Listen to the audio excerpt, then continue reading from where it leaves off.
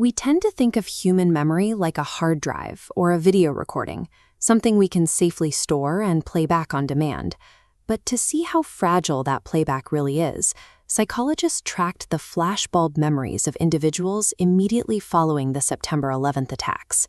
This chart illustrates the decay of those deeply ingrained memories.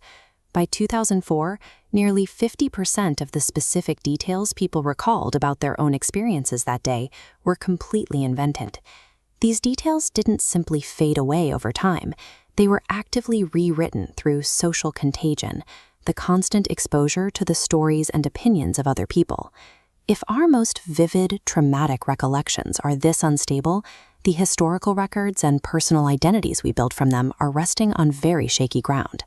That instability creates severe consequences when we apply it to the criminal justice system. Under the intense social pressure of a police interrogation, innocent suspects can internalize false confessions, growing to genuinely believe they committed crimes they had no part in. This dynamic points to a core evolutionary trade-off.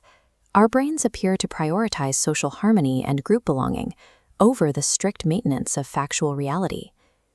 Our vulnerability to suggestion is an inherited survival feature, designed specifically to keep us safely integrated within our tribe. To see this social override happen in real time, researchers at the Weizmann Institute put participants into a functional MRI machine. Subjects were placed in small groups and shown an eyewitness-style documentary of a chaotic police arrest.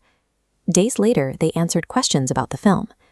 The researchers gave them a lifeline of answers supposedly provided by their peers, but the information was entirely false. The pressure worked. Nearly 70% of the subjects caved to the group and gave the incorrect answers. Then came the final phase. The researchers brought them back, told them the peer answers were computer-generated fakes, and tested them again. Over 40% of the subjects still retained the false memory. For the participants who stuck with the error even after the lifeline was debunked, social pressure had successfully rewritten their internal recollection of the event. The fMRI data from those sessions reveals the physical crime scene inside the brain.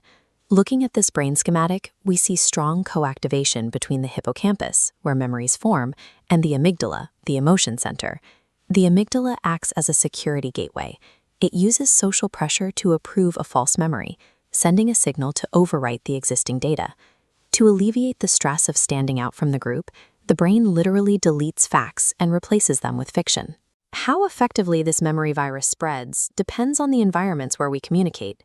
In restrictive settings, where people take turns speaking without the ability to interrupt or discuss, misinformation goes unchallenged. The pressure to perform forces rapid conformity, allowing false memories to survive unexamined. But in open, free-for-all environments, where people interact freely and debate, a psychological immune response kicks in. Researchers call it error pruning, a process where the group actively questions and rejects false details. The structure of our social interactions is the primary defense mechanism we have against our own biological urge to conform to falsehoods.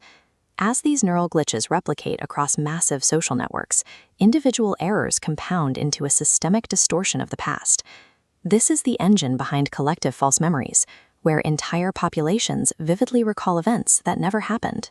The Mandela effect is a cultural symptom of this distortion, named after the thousands who clearly, and incorrectly, remembered Nelson Mandela dying in prison in the 1980s.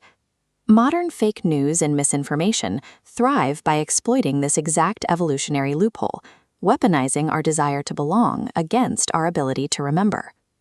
The storytelling and social conformity that allowed humans to build complex societies come with an inherent cost: our individual objective truth.